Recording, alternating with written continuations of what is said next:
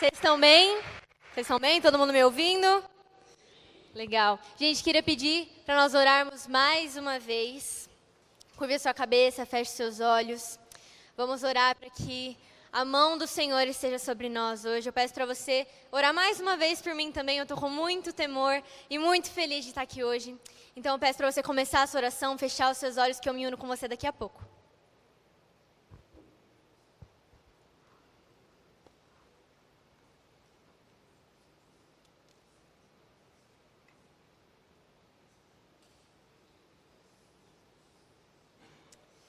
Senhor Jesus, muito obrigada. Obrigada porque nós temos algo a confiar na nossa vida. Obrigada porque nós somos encontrados por um Deus que nos ama tanto e que nos deu a palavra que é capaz de guiar os nossos caminhos. Ó Senhor, a Tua palavra que é mais afiada que a espada de dois gumes e que é capaz de penetrar a alma e o espírito, separar a alma e o espírito e de julgar os nossos pensamentos e as nossas intenções. Faz isso conosco hoje, Senhor. Senhor Jesus, que não sejam as minhas palavras, porque o Senhor não tem compromisso nenhum com as minhas palavras, mas com as Tuas, Senhor. Então fala a Tua palavra para nós hoje, em nome de Jesus. Amém? Amém? Gente, vocês estão felizes? Eu estou muito, muito feliz. Depois desse louvor, eu nem achava que eu precisava falar muito, mas o Senhor é bom, amém? Amém? Abre a sua Bíblia comigo no livro de Apocalipse. Nós vamos ler o capítulo 2, do versículo 8 ao 11.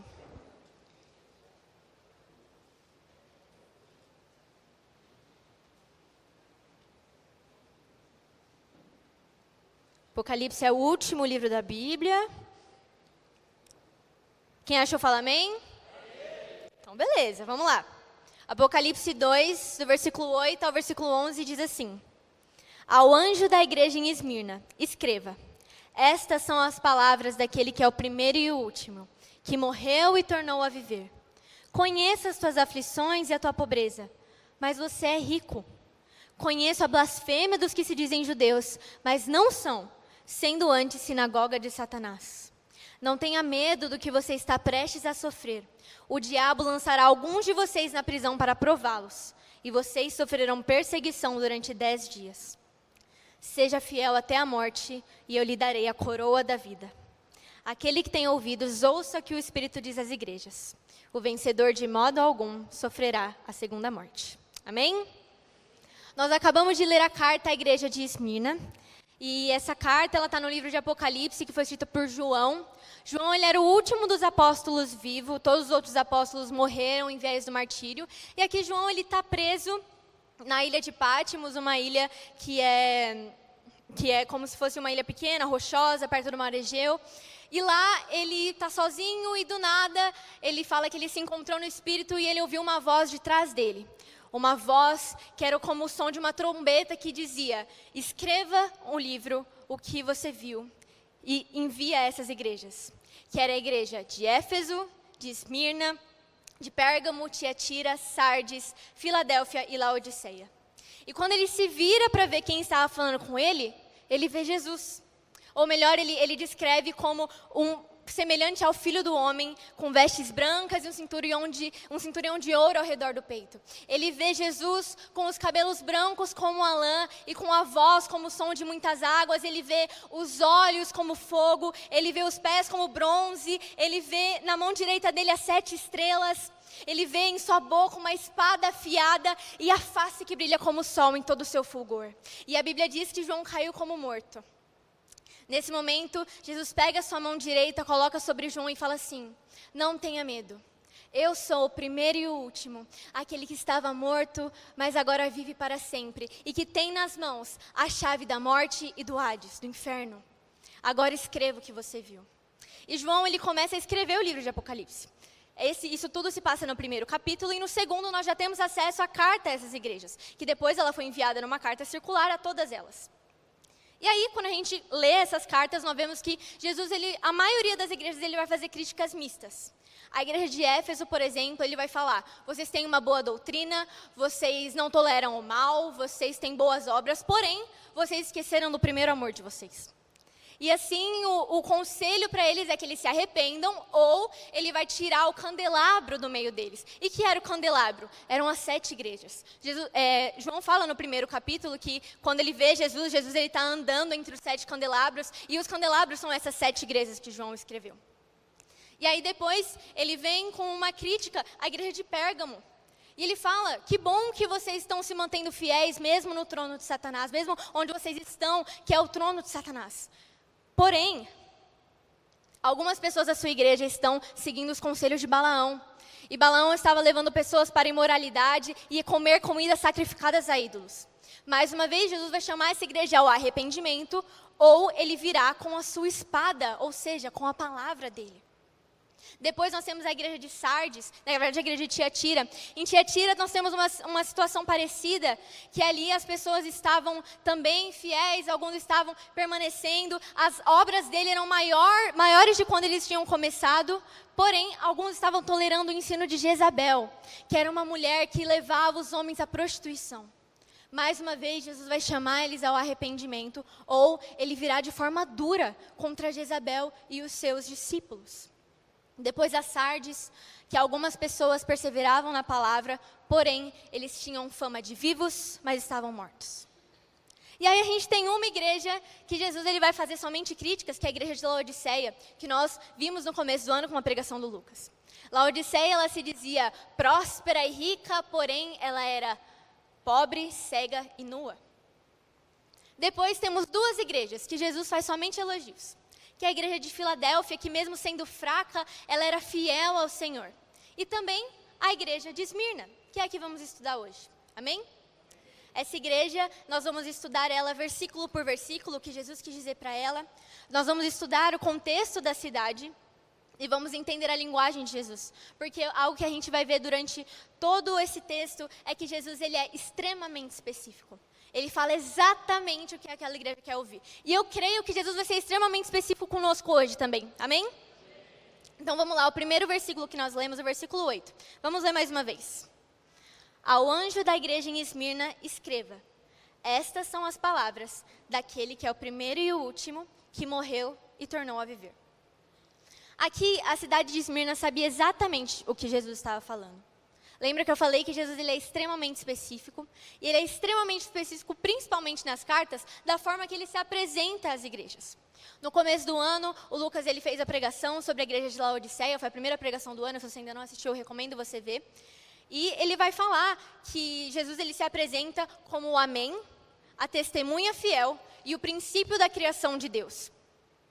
Depois, no decorrer da leitura da carta, nós vemos que a igreja de Laodiceia era extremamente hipócrita. Então, quando ele fala que ele é o Amém, ou seja, ele está no fim das coisas, quando ele é a testemunha fiel e quando ele é o princípio da criação de Deus, é como se ele estivesse falando assim, olha, eu sei exatamente quem você é. Eu estava lá no começo, eu estou testemunhando aqui e eu também estou no final. Então, eu sei exatamente o que você está fazendo. Eu sei exatamente quem você é. Então, quando ele se apresenta aqui para Esmirna como o primeiro e o último, como o primeiro que tornou a viver, ele quer falar alguma coisa. E aí, é a parte que a gente entra na pregação, que a gente vai estudar muito o contexto dessa igreja. Tudo bem com vocês? Então, beleza. Esmirna, ela era uma cidade portuária, que ela ficava a mais ou menos 56 quilômetros de Éfeso, que a gente conhece mais, né, a carta aos Efésios. E essa cidade, ela havia sido uma colônia grega 1000 anos antes de Cristo. Nesses 1000 anos, ela foi uma colônia grega, só que aí, 600 anos antes de Cristo, ela foi invadida pelos lídios. E quando ela é invadida, ela é completamente destruída. A cidade inteira é deixada em ruínas, não tem mais, que nem Jesus fala, pedra sobre pedra, acabou, não tem mais. E algumas pessoas viviam ali, mas eram ruínas completamente. E aí depois, na verdade, ela vai viver mais ou menos 300 anos nesse caos. E aí, 250 a.C., vai vir um cara chamado Lisímaco, que era um dos generais de Alexandre o Grande, e vai reconstruir aquela cidade. Ele vai reconstruir aquela cidade num modelo helenístico, e ela vai se tornar uma referência de cidade naquele lugar. Ela foi tão bem construída que ali ela começa a disputar com Éfeso e Pérgamo para ver quem era a cidade mais rica da Ásia, para ver quem era a primeira cidade da Ásia. Então, Esmirna, que era uma cidade que era completamente destruída, completamente sem nada, ela vira e ela se torna uma cidade rica. Todo mundo entendeu? Então Jesus, ele estava falando exatamente assim, olha, eu conheço você. Eu estava morto, mas eu revivi assim como você. E aí a gente vai para o versículo 9. Lê comigo. Conheço as suas aflições e a tua pobreza, mas você é rico. Conheço a blasfêmia dos que se dizem judeus, mas não são, sendo antes sinagoga de Satanás. Aí você me pergunta, a gente acabou de ver que ela era uma cidade rica, que ela tinha se transformado numa cidade rica. Como é que Jesus chega e fala assim, olha, eu conheço a tua pobreza? Sendo que, teoricamente, se ela está ali num contexto rico, por exemplo, se a gente vai numa igreja de Alphaville, a gente vê que a igreja, uma igreja mais desenvolvida, o pessoal tem mais grana no bolso, a gente sabe que é assim. Só que no caso da igreja de Esmirna, eles eram pobres. E aí, qual que é a verdade aqui? A igreja de Esmirna, ela era uma igreja pobre, numa cidade rica, porque Esmirna era uma cidade filiada a Roma. E lá em Esmirna, ela era chamada Esmirna a Fiel, pela sua fidelidade a Roma. E ali se tornou um centro de culto ao imperador. Então lá você encontrava altar à deusa Roma, a própria Roma, um altar a Tibério César, um altar à mãe de Tibério César, que era Lívia, e também ao próprio Senado romano. E não pensa que era assim, tá ali o altar, eu tô aqui, eu posso lá queimar um incenso, mas se eu não quiser, tá tudo bem, eu vou lá. Não era assim que funcionava. A adoração ao Império Romano era obrigatória. Então, quando alguém se recusava a prestar esse culto, tinha as propriedades roubadas, a pessoa ela era isolada, ela perdia os seus bens, ela era presa, e a gente sabe que no final resultava na morte. A igreja de Esmirna estava sendo perseguida, assim como o restante das outras igrejas que receberam as cartas. E aí, uma parte muito importante do texto, consegue colocar para mim de novo, Mari? O versículo 9. Aqui fala assim, conheço a blasfêmia dos que se dizem judeus e não são. No entanto, são sinagoga de Satanás. Quando eu li esse texto, eu falei, Jesus está colocando judeus e Satanás na mesma frase.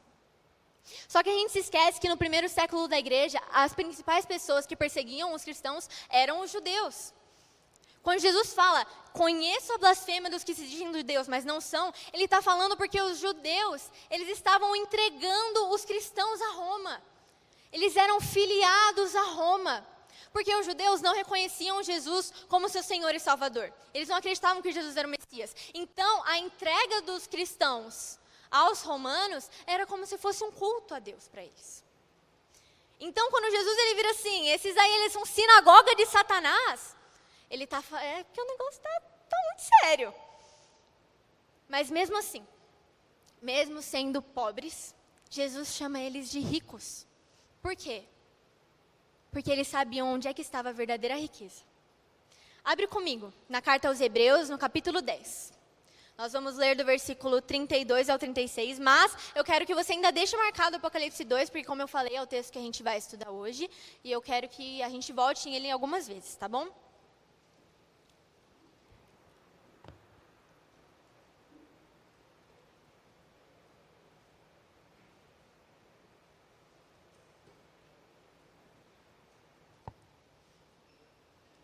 Carta aos Hebreus, capítulo 10, do versículo 32 ao 36. Lembrem-se dos primeiros dias, depois que vocês foram iluminados, quando suportaram muita luta e muito sofrimento. Algumas vezes vocês foram expostos a insultos e tribulações. Em outras ocasiões fizeram-se solidários com que assim foram tratados. Muita atenção a esse versículo.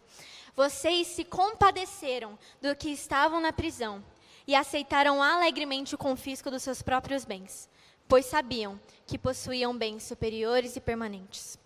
Por isso, não abram mão da confiança que vocês têm, ela será ricamente recompensada. Vocês precisam perseverar, de modo que quando estiverem feito a vontade de Deus, recebam o que Ele prometeu. Mais uma vez, o versículo 34 diz assim, vocês se compadeceram do que estavam na prisão e aceitaram alegremente o confisco de seus bens, pois sabiam que possuíam bens superiores e permanentes. Pois sabiam que possuíam bens superiores e permanentes. A igreja de Esmirna entendia isso. Aqui, Paulo está falando para a igreja de Hebreus, porém, é claramente algo que a igreja de Esmirna poderia se relacionar. Enquanto Esmirna era chamada de Esmirna fiel, por ser fiel aos romanos, os cristãos de Esmirna estavam falando assim, não, nós somos fiéis também, mas nós não somos fiéis a Roma. Nós não somos fiéis aos deuses de Roma. Nós somos fiéis ao único Deus verdadeiro, que é Jesus Cristo. E isso custava a vida deles, porém, isso era mais importante. Porque eles sabiam que os deuses de Roma eram deuses falsos. Porém, eles eram fiéis a uma riqueza muito mais superior e muito mais permanente. Eles eram pobres na terra, mas eles eram ricos no céu. E enquanto eu estudava isso, o Senhor ele me constrangeu com uma pergunta que eu quero fazer a todos nós. Será que nós suportaríamos congregar numa igreja como a igreja de Esmirna? Será que nós estamos realmente satisfeitos no Senhor, de forma que, se não tivesse nada disso aqui, se fosse nem na quadra, se fosse uma igreja debaixo de uma tenda, se fosse uma igreja em que a maior oferta fosse de R$2 e a gente tivesse que sobreviver com isso para manter a igreja, será? Ou nós estamos atrás de uma estrutura muito gloriosa e digna de aplausos? E eu sei que você está aqui na galera, se você está aqui na galera há pelo menos uns 6 meses, você deve estar cansado, eu diria, de escutar a gente falando sobre isso. Mas seria hipocrisia minha não perguntar algo que o Senhor vem nos perguntando de domingo a domingo. Será mesmo que o Senhor tem sido suficiente para nós? Será mesmo que o Senhor tem sido suficiente para nós quando nós temos mais nada? Ou quando nós temos tudo e nós esquecemos o Senhor? Jesus olhando para nós hoje, como galera da quadra, como comunidade carisma, será que Ele falaria o que Ele falou para Esmirna? Olha, eu conheço a tua pobreza, mas você é rico. Ou Ele falaria, olha, eu conheço a tua riqueza. Eu conheço os acampamentos que você faz. Eu conheço os retiros que você faz. Eu conheço as conferências que você faz. Eu conheço a estrutura que você tem. Mas você é pobre, porque eu não sou o centro dessas coisas. Nós não devemos nos vangloriar de riqueza alguma, porque o Senhor, quando Ele nos deu Jesus, Ele nos deu tudo o que nós precisamos. Nós não precisávamos de estrutura, nós não precisávamos de algo glorioso para sermos igreja, porque a base da igreja é o Senhor. E eu preciso te falar algo. É um prazer gastar a nossa vida aos pés do Senhor. É um prazer poder olhar para o Senhor e dizer, eu sei que eu estou gastando a minha vida no lugar certo. E Deus tem uma palavra para você, jovem adolescente, que está tendo outros pensamentos que talvez não valha tanto a pena assim. Talvez eu precise realmente viver a minha juventude antes de eu me comprometer com algo tão sério assim. Talvez realmente não vale a pena eu não marcar nada no domingo só para vir aqui para a igreja. Talvez não valha eu gastar os meus dias para o Senhor. Eu queria contar algo para você. Nesse final de semana, foi um final de semana muito especial para mim, porque eu fiz 19 anos. Obrigada. E no ano passado, no meu aniversário de 18 anos, o Senhor, Ele falou algo muito forte no meu coração. E eu escrevi um texto que falava sobre essa passagem da adolescência para a vida adulta e o que Deus estava falando comigo. E eu queria ler um trecho com vocês. Foi um prazer ter gasto a minha adolescência aos pés de Jesus. Foi um prazer ter ouvido de amigos que viver para Jesus era besteira. E que esse amor ia passar quando eu achasse algo de verdade para me preocupar. Que era inútil perder o que estavam me oferecendo. Mas a verdade é que eu encontrei algo que vale muito mais. E eu tenho convicção disso porque eu tenho vivido desde os meus 14 anos. Foram 4 anos de lágrimas nos olhos e eu espero que elas nunca me faltem. E tenho ainda mais vigor e temor pelo que Ele preparou para essa nova fase, que eu espero ser encontrada fiel. Eu finalizei esse texto com uma referência a um versículo que está em 1 Coríntios 4, de 1 a 2, não precisa abrir. Mas esse texto ele fala: assim como os homens devem nos considerar servos de Cristo, encarregados dos mistérios de Deus. Além disso, o que se requer de pessoas assim encarregadas é que sejam encontradas fiéis. A primeira vez que eu ouvi esse texto foi numa pregação da Ju, em 2024. E eu lembro que, enquanto ela pregava, eu falava: meu Deus, eu preciso ser encontrada fiel. Eu preciso ser encontrada fiel. Senhor, me ajuda a ser encontrada fiel. Eu quero ser fiel ao Senhor. E ano passado, essa foi a minha oração durante o ano todo. Foi uma estação que o Senhor falou muito comigo sobre isso. E passou um ano dessa oração. Passou um ano que o Senhor falou comigo. E depois de um ano, eu tive a ousadia de perguntar para mim mesma: tá bom, que raios é ser fiel? O que significa ser fiel? O que eu estou fazendo para ser fiel? E eu demorei para conseguir responder. Eu estava orando isso há um ano e não veio na minha cabeça: tá, mas o que você está orando de verdade? E a verdade é que ser fiel não significa nós só nos identificarmos como crentes. Significa nós termos um compromisso com Cristo. Amém? O tema de hoje é: eu sou comprometido. Eu sou comprometido, porque eu creio que Deus deseja instaurar em nós uma geração que é realmente comprometida com o Senhor. Que não é definida só pelos cultos de domingo, que não é definida só por uma palavra levada pelo pastor, mas que conhece intimamente o Senhor e que está empenhada em mostrar para o mundo quem é o verdadeiro Salvador, quem é o verdadeiro Deus. Nós queremos ser uma geração que está focada não em fazer o nome dele, que está focada em fazer o nome dele conhecido e não o nosso próprio nome. Amém? E quando alguém fizer uma oferta para você, que parece muito prazerosa aos olhos do mundo, você pode dizer: não, eu já sou comprometido.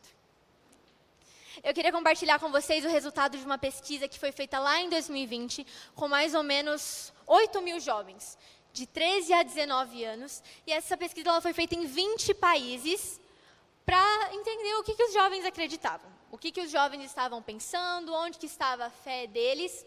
E eu quero que a gente analise isso daqui como uma palavra para nós. Eu vou ler aqui com vocês essa pesquisa. Globalmente, ou seja, primeira pergunta que fizeram para eles, 43% dos adolescentes entrevistados relataram ser cristãos. 23% de outra religião e 34% disseram que não tinham nenhuma religião. Então, o que a gente pode ver aqui primeiro? 43%, ou seja, um pouco menos da metade desses 8.000 jovens, ou seja, um pouco menos de 4.000 jovens, se consideram cristãos. Não é o número perfeito, mas ali 50%, ok. Mas, esses pesquisadores eles tiveram uma ideia de filtrar ali, mais ou menos. Vamos agora perguntar para eles princípios básicos para ser um cristão. E aí eu vou ler aqui com vocês esses princípios. E você já vai pensando no seu coração, tá? Aí eu posso dar check. Ou não, talvez eu esteja meio inseguro. Beleza? Gente, vocês estão comigo? Estão comigo? Então tá bom. Vamos lá, o primeiro comportamento fundamental para um cristão: acreditar que Deus existe e que é possível ter um relacionamento pessoal com Ele. 2. Crer que Jesus é o Filho de Deus. Ok. 3. Crer que o perdão dos pecados só é possível pela fé em Jesus Cristo. Isso aí, Gabs, gostei. Então vamos fazer assim, se você está certo com isso, você vai falar amém, pode ser? Então vamos lá. Eu vou ler desde o começo então. Primeiro, acreditar que Deus existe e que é possível ter um relacionamento pessoal com Ele. Aí sim. 2. Acreditar, crer que Deus é o Filho de Deus. Crer que o perdão dos pecados só é possível pela fé em Jesus Cristo. Crer que a Bíblia é a palavra de Deus. Ler as Escrituras por conta própria pelo menos uma vez por semana.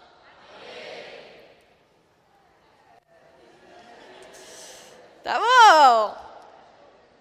E por último, orar pelo menos uma vez por semana. Então tá bom. Vamos lá. Atenção aqui. 43% dos adolescentes eram cristãos, certo? Vocês lembram dessa base?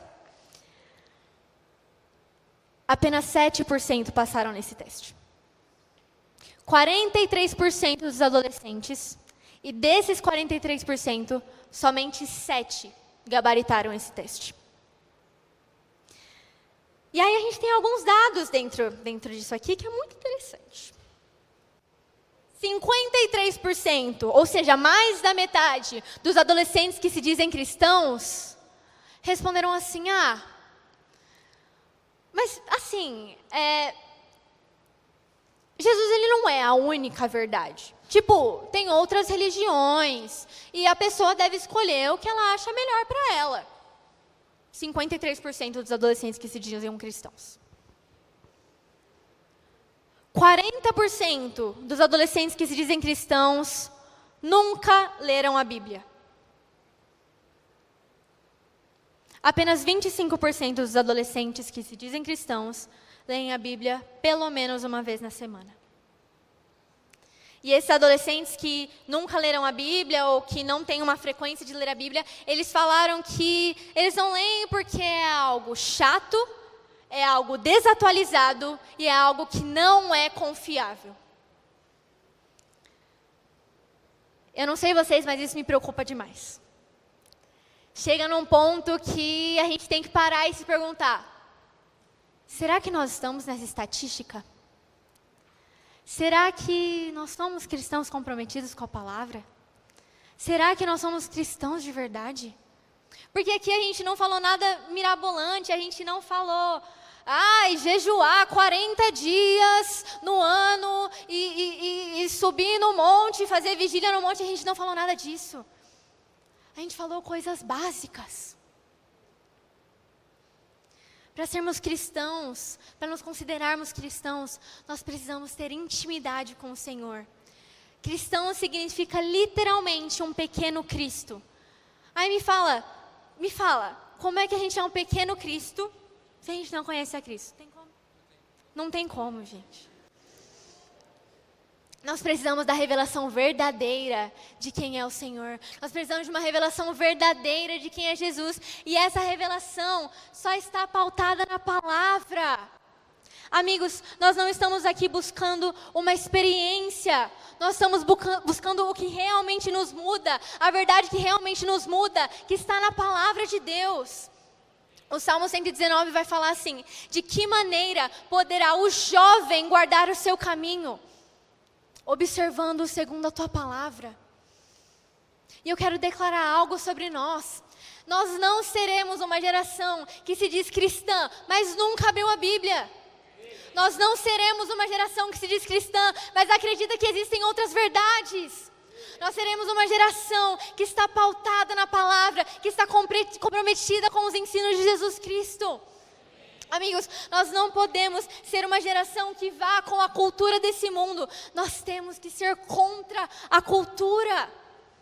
E não só contra a cultura, entenda o que eu quero dizer. A cultura está aqui, eu vou andar nesse caminho e é isso aí. Não, não é isso. Ser contra a cultura é você ter tanta certeza da sua verdade que você vai mostrar qual que é a verdadeira verdade.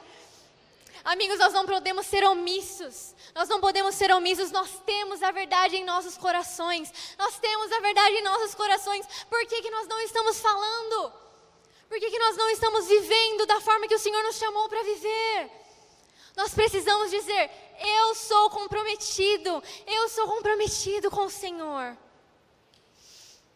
Nós vamos contra a cultura, mas em direção à cultura, transformando na cultura do céu. Amém? E um dos maiores exemplos que nós temos de contra-cultura é o exemplo dos cristãos de Esmirna que nós lemos. Porque esses cristãos, eles não só viam ali o altar a César e falavam: tadinhos, né? Nem sabem o que eles estão fazendo. Não, eles iam e eles falavam: olha, vocês aí que estão sendo fiéis a César, isso aí é falso. Não tem nada a ver isso aí. Não, eu tenho uma verdade para te apresentar. E amigos, isso gerou a morte de muitos deles. Isso culminou na morte de muitos deles. E foram tantos que Esmirna ficou conhecida como a igreja dos mártires. A gente vai ler isso no próximo versículo, lá em Apocalipse 2, do 10 ao 11.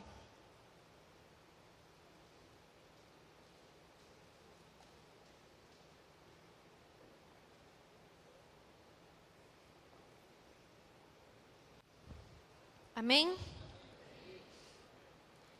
Apocalipse 2, 10 a 11 diz assim: Não tenha medo do que você está prestes a sofrer. O diabo lançará alguns de vocês na prisão para prová-los, e vocês sofrerão perseguição durante 10 dias. Seja fiel até a morte, e eu lhe darei a coroa da vida. Aquele que tem ouvidos, ouça o que o Espírito diz às igrejas. O vencedor de modo algum sofrerá a segunda morte. Não tenha medo do que você está prestes a sofrer. Aqui Jesus está sim falando sobre martírio. Porque muitos deles já haviam morrido.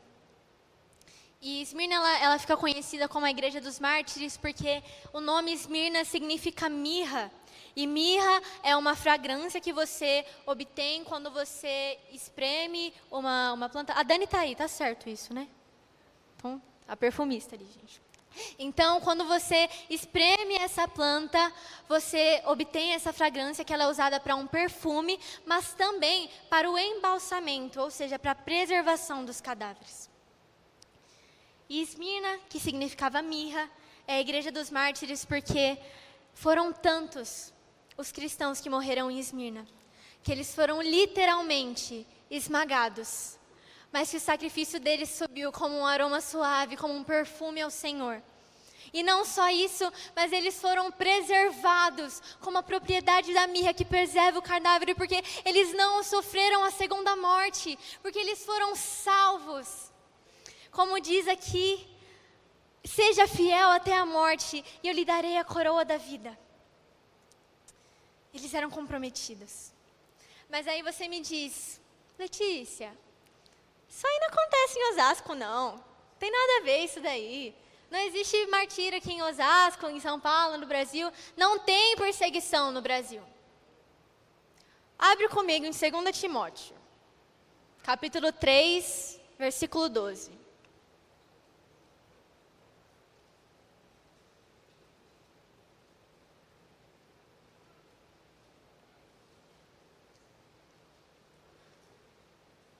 Todo mundo achou? Meu Deus. Oi, gente. Mateus, Marcos, Lucas. Vai, cadê? Filipenses, Colossenses, Tessalonicenses, Timóteo. Amém? Todo mundo achou? Então vamos lá. De fato, alguns que desejam viver piedosamente para Cristo serão perseguidos. De fato, somente os apóstolos que desejam viver piedosamente em Cristo Jesus serão perseguidos. De fato, os pastores que desejam viver piedosamente em Cristo Jesus serão perseguidos. De fato, os missionários que vão para o campo, que desejam viver piedosamente em Cristo Jesus serão perseguidos. É isso que o texto diz? É isso que o texto diz? Então vamos ler juntos. De fato, todos que desejam viver piedosamente em Cristo Jesus serão perseguidos. Piedosamente significa de forma devota e obediente. Então todos que desejam seguir piedosamente Cristo Jesus serão perseguidos. Porque quando você estiver na sua escola e os seus amigos começarem a falar algumas coisas assim, que fogem um pouquinho do que você escutou no domingo, o que você faz? Ou quando você entra num trabalho novo, e aí o seu chefe, o pessoal ali no seu almoço começa a falar mais besteira, umas coisas assim, que só por Deus, você vai concordar com eles? Ou até quando você está na sua escola, e aí o menino mais bonito da escola, que era aquele que você é apaixonado desde o fundamental, fala assim, olha, quero ficar com você. O que você faz? Ou até quando você está no churrasco da sua família e aí eles começam a colocar as piores músicas que você já ouviu na sua vida, começam a brigar sobre todas as coisas que você já viu na sua vida, você desliga a caixa de som ou você continua ouvindo a música? E se eu te disser que talvez nós percamos amizades, nós percamos um namoro, um noivado, por fidelidade a Cristo? E aqui eu não estou falando necessariamente de martírio, mas eu estou falando de uma vida devota a Cristo. Uma vida em que Cristo é tão suficiente para você que você não precisa dessas coisas. Uma vida que Cristo é tão dentro de você que nada mais faz sentido para você. Eu acho muito engraçado que eu já tinha terminado o esboço, aí eu estava numa reunião com a Aline, aí a Aline começou a me falar o repertório e eu fiquei, Jesus é real mesmo, né, cara? A gente acabou de cantar tudo isso. Nós temos a maior riqueza, que é Cristo. Nós não precisamos de amigos, nós não precisamos de um namoro, nós não precisamos de um casamento, nós não precisamos de um ministério, nós temos a Cristo e isso nos basta. Até porque reconhecer Jesus como seu Senhor e Salvador já significa que você morreu. A Andressa falou isso há 2 semanas atrás, uma palavra tremenda sobre a consciência do servo, e ela disse exatamente isso. A partir do momento que você convida Jesus a entrar no seu coração e desce as águas do batismo, você morreu. Quando nós vamos contra Deus, nós vamos em direção ao pecado. E às vezes eu falo isso porque eu pensava muito isso. Vamos supor que aqui estou eu, lá está Deus. E aí, nossa, pequei. Aí eu vou lá e eu coloco um tijolinho entre eu e Deus. Aí vou lá, vivo minha vida, não sei o que lá. Nossa, pequei de novo. Vou lá, pego mais um tijolinho, coloco lá. Pego mais uma vez, vou colocando um tijolinho, com tijolinho. Pecado não é assim que funciona. Te assusta se eu falar que o pecado ele é o próprio muro? Te assusta se eu falar que o pecado ele te separa completamente de Deus? Mas a gente tem uma boa notícia. E quando o Senhor ele se entregou naquela cruz, é como se ele pegasse uma marreta e ele derrubasse esse muro. E não há nada mais que nos separa do Senhor. Não existe nada mais que nos separa de Deus. Nós temos acesso a ter uma vida com o Senhor. Amém? Amém? Porém, você vai precisar morrer para você. Eita. Talvez você vai precisar mudar um pouco a sua rota. E você vai precisar morrer para o seu orgulho. Você vai precisar morrer para o seu ego. Você vai precisar morrer para as suas picuinhas. E isso só acontece quando o Espírito Santo nos ajuda. Quando nós aceitamos isso, nós morremos para nós. Mas nós aceitamos e nós recebemos a vida eterna. E agora que nós temos vida, não qualquer vida, mas essa vida eterna, a morte não nos importa mais. Porque Cristo já venceu a morte. Amém? A Andressa ela leu um texto que eu gostaria de reler com vocês, que está lá em 2 Coríntios, capítulo 4, do versículo 11 ao 18. E se você não ouviu a pregação da Andressa, ela já saiu no YouTube, eu recomendo muito que você leia.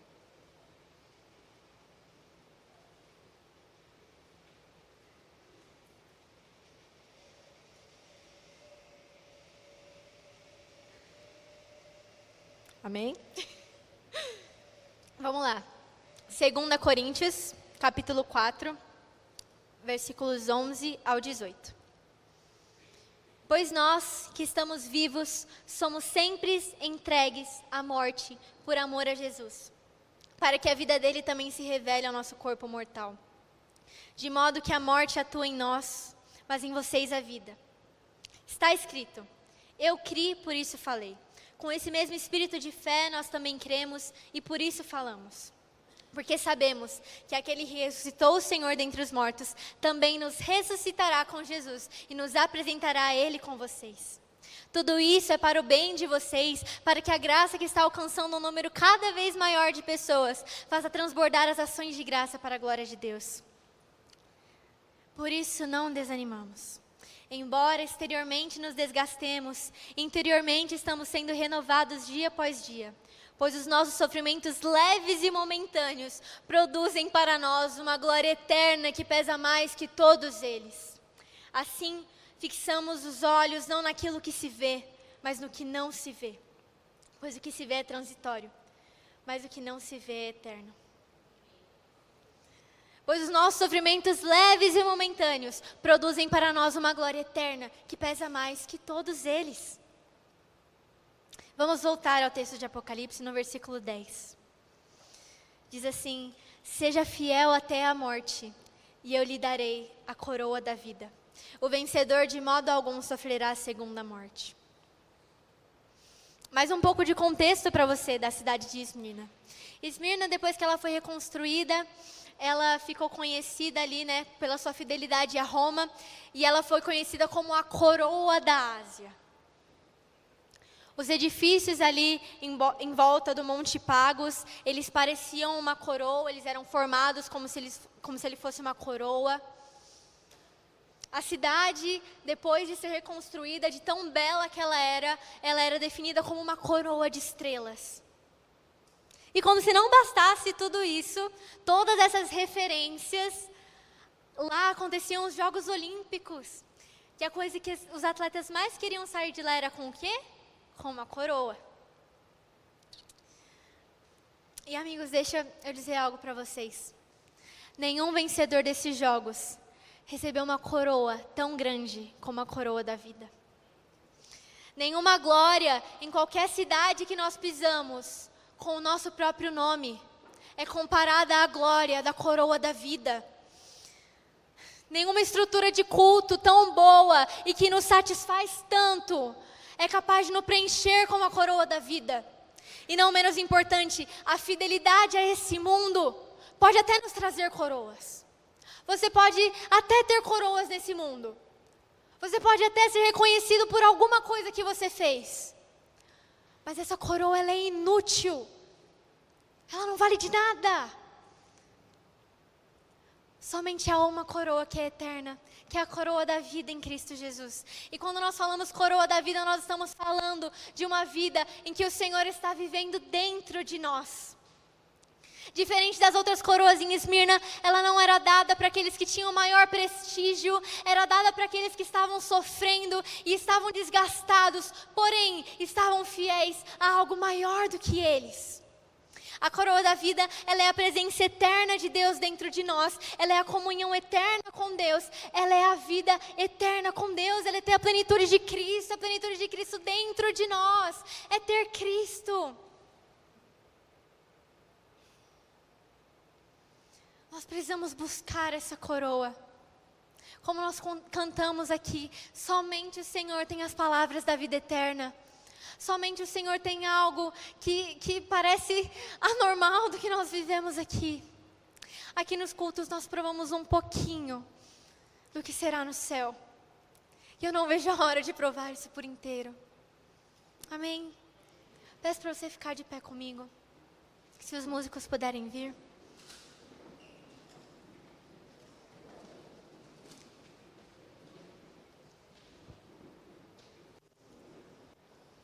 Peço para você não tirar o foco daqui.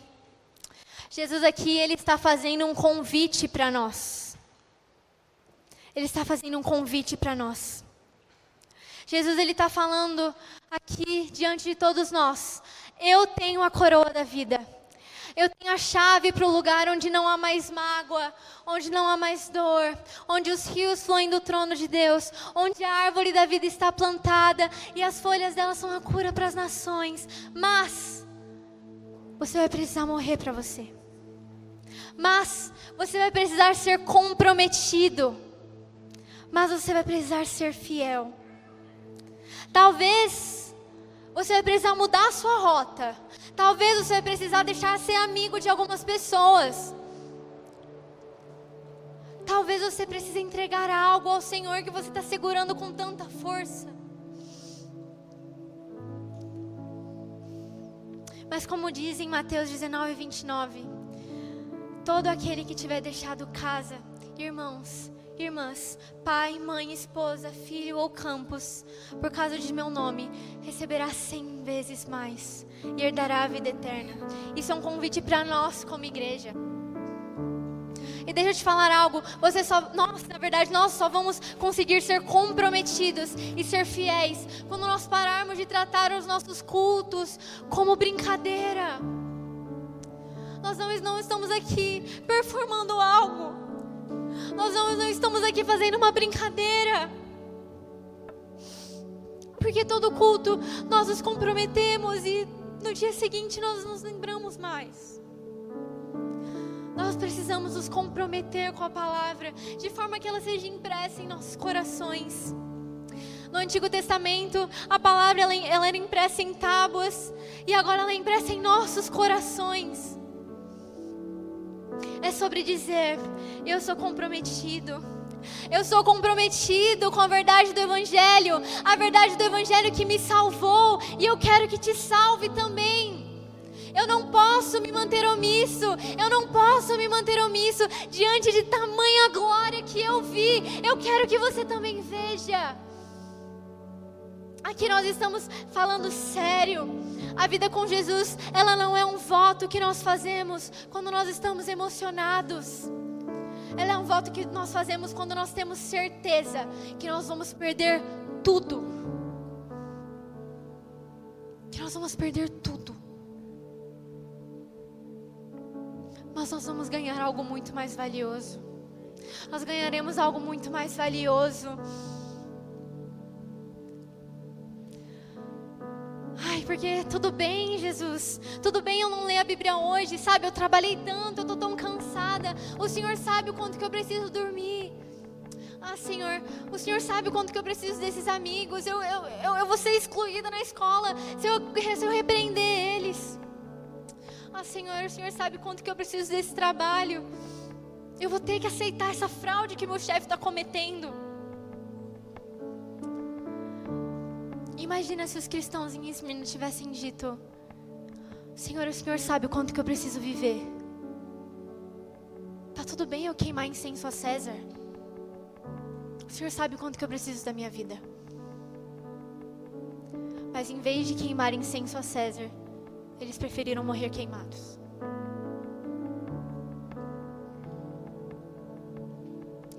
Porque, amigos, a morte não é o que mata. O que mata é viver sem Cristo. Amém? Nós vamos orar pedindo para que o Senhor nos molde em um caráter de comprometimento e fidelidade. E que o Espírito Santo nos ajude a preservar esse fruto da fidelidade, que é um fruto que nós só conseguimos quando nós temos o Espírito Santo dentro de nós. E que isso gere em nós, jovens e adolescentes, comprometidos com a única verdade, que é a verdade do Evangelho. E que nós adoramos ao único Deus verdadeiro. E que nós não negociaremos os nossos valores por outras coroas, por coroas que essa vida pode nos proporcionar. Porque o nosso único alvo é a coroa da vida eterna, que é a vida em Cristo. Amém? Vamos orar. Senhor Jesus, nós nos submetemos à Tua autoridade, Senhor. Senhor, nós submetemos a nossa vida à autoridade de Cristo. Senhor, gera em nós uma geração que não está preocupada com as coroas desse mundo, que não está preocupada em ser coroada nesse mundo, mas que está preocupada em coroar o Rei dos Reis e o Senhor dos Senhores, que veio a nós e morreu por nós, e lá no madeiro recebeu a maior honra que há, no lugar onde era de mais vergonha, no lugar que era a morte mais vergonhosa, o Senhor recebeu a coroa, e nós queremos te coroar, Senhor. Senhor Jesus, nós colocamos as nossas vidas diante de Ti, para que nós possamos falar, eu sou comprometido, eu já estou comprometido, não há nada mais que eu deseje, não há nada mais que eu queira, a não ser o Senhor. Senhor Jesus, assim como os cristãos em Esmirna, se for necessário entregar a nossa vida, que nós não pensemos duas vezes, Senhor. Até porque nós entregamos a nossa vida a Ti, para o Senhor fazer o que o Senhor quiser com ela, no momento que nós recebemos o Senhor como nosso Senhor e Salvador. Coloque em nós, Jesus, uma convicção que a Tua palavra é a única verdade para nós. Coloque em nós, Senhor, uma convicção que a Tua palavra é o único caminho para nós. O Senhor escolheu se revelar através da Tua palavra, então nós queremos estudar a Tua palavra com afinco, Senhor, e que ela seja a régua dos nossos dias. Que tudo que nós fazemos, nós possamos olhar para a palavra e ver o que o Senhor faria, Jesus. Porque, Senhor, nós sabemos que se nós somos fiéis até a morte, o Senhor nos dará a coroa da vida. E nós queremos Te coroar essa noite, Senhor. Em nome de Jesus. Nós vamos cantar uma música que talvez você esteja